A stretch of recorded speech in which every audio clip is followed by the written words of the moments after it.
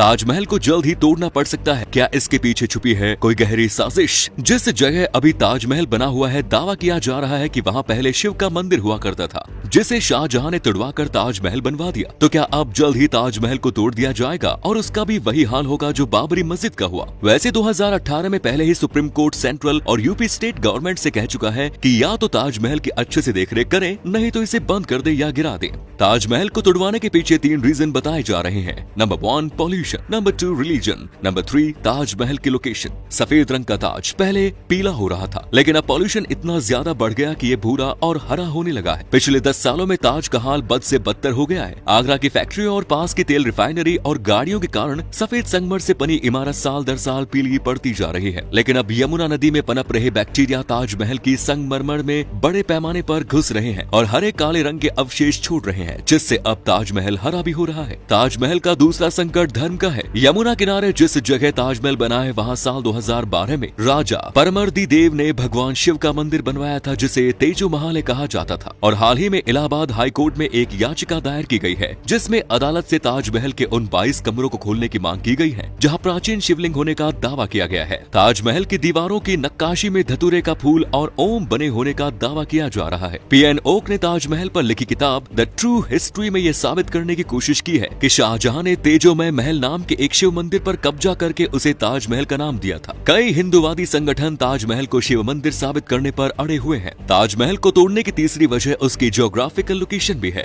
दरअसल कुछ एक्सपर्ट्स के अकॉर्डिंग ताजमहल धीरे धीरे जमीन में धंस रहा है, क्योंकि ताजमहल की नींव को बनाने में लकड़ों का इस्तेमाल किया गया था और इसे यमुना के किनारे इसलिए बनाया गया था क्योंकि इस नींव को मजबूत बने रहने के लिए पानी की जरूरत पड़ती है। लेकिन हाल ही में यमुना नदी में पानी का लेवल कम हो गया है, जिस वजह से ताज की फाउंडेशन खतरे में पड़ गई है। यू पिंगान नाम के इस हैकर ने जो किया, उसने यूएस गवर्नमेंट को हिला कर रख दिया। दरअसल 2015 में इस चाइनीज हैकर ने उन सभी लोगों का डेटा हैक कर लिया जिन्होंने पिछले 50 सालों में यूएस गवर्नमेंट के लिए काम किया था। लेकिन इससे भी ज्यादा हैरानी की बात तो ये है कि ये सब इसने सी जिनपिंग के कहने पर किया, जो चीन के प्रेसिडेंट है। इस हैकर ने यूएस के 215 लाख गवर्नमेंट एम्प्लॉयज का डेटा हैक कर लिया। अमेरिका के होश तो जब उड़ गए जब उन्हें पता चला कि उसके पास सभी खुफिया अंडरकवर एजेंट्स, सीआई और एफबीआई का भी डेटा है। यू पिंगान ने ये डेटा पूरा सी जिनपिंग को दे दिया और इतना बड़ा हैक करने के बाद भी 2 सालों तक यूएस गवर्नमेंट के हाथों नहीं आया। लेकिन आखिरकार 2017 में इसे पकड़ ही लिया गया और जेल की सजा सुनाई गई, जिसके बाद अमेरिका ने खुद माना कि ये दुनिया का सबसे खतरनाक हैकर था।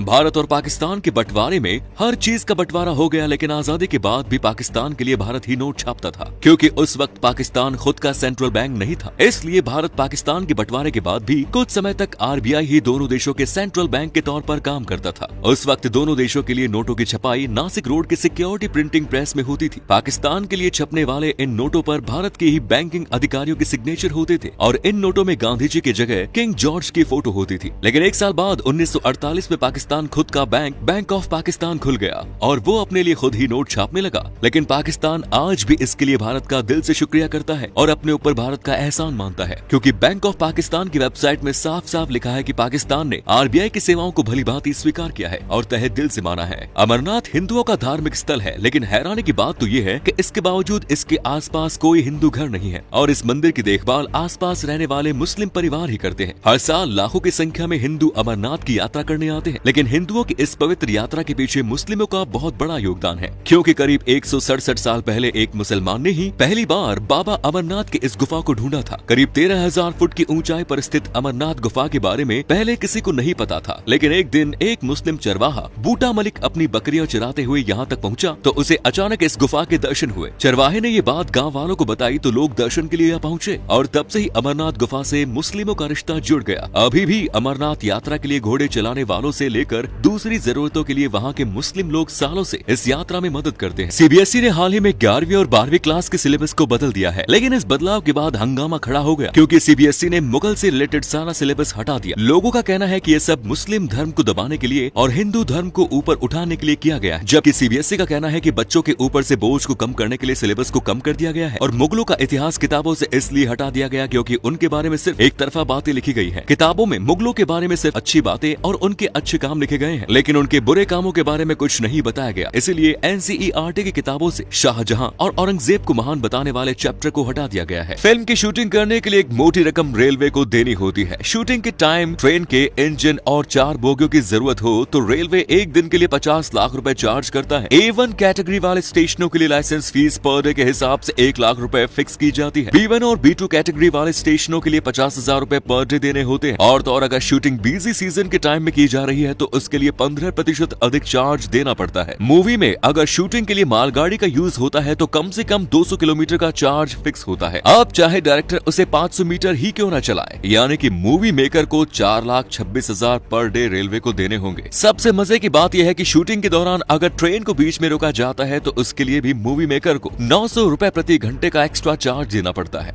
फीफा और यूएईएफए ने रूस को सस्पेंड कर दिया है। रूस की फुटबॉल टीम या रूस के फुटबॉल क्लब्स वर्ल्ड और यूरोप लेवल के किसी भी कंपटीशन में भाग नहीं ले पाएंगे। फीफा के नियमों की परवाह किए बगैर पोलैंड ने रिस्क लेते हुए फीफा के खिलाफ खड़े हो गए। चेक रिपब्लिक, स्वीडन, इंग्लैंड और स्कॉटलैंड ने भी रूस के खिलाफ खेलने से मना कर दिया। इसी दबाव के बाद फीफा और यूएईएफए ने एक साथ मिलकर फैसला किया है कि सभी रशियन टीम्स, फिर चाहे वो नेशनल हो या क्लब्स टीम्स, अगले आदेश तक फीफा और यूएईएफए कंपटीशन से सस्पेंड की जाती है। आपको बता दें कि ये सब हुआ है रूस और यूक्रेन के युद्ध के कारण। यानी अब साफ है कि अभी के हालात में रूस की football team Qatar world cup नहीं खेल पाएंगी। रूस की यूक्रेन पर वार करने को लेकर दुनिया के कई देश यूक्रेन के साथ खड़े हैं और इसी लिस्ट में अब फीफा वर्ल्ड कप खेलने वाले देश भी शामिल हो गए हैं। रूस का यूक्रेन पर वार करना आपको सही लगता है? आप भी कमेंट करके बताएं कि आप किस देश को सपोर्ट करते हैं।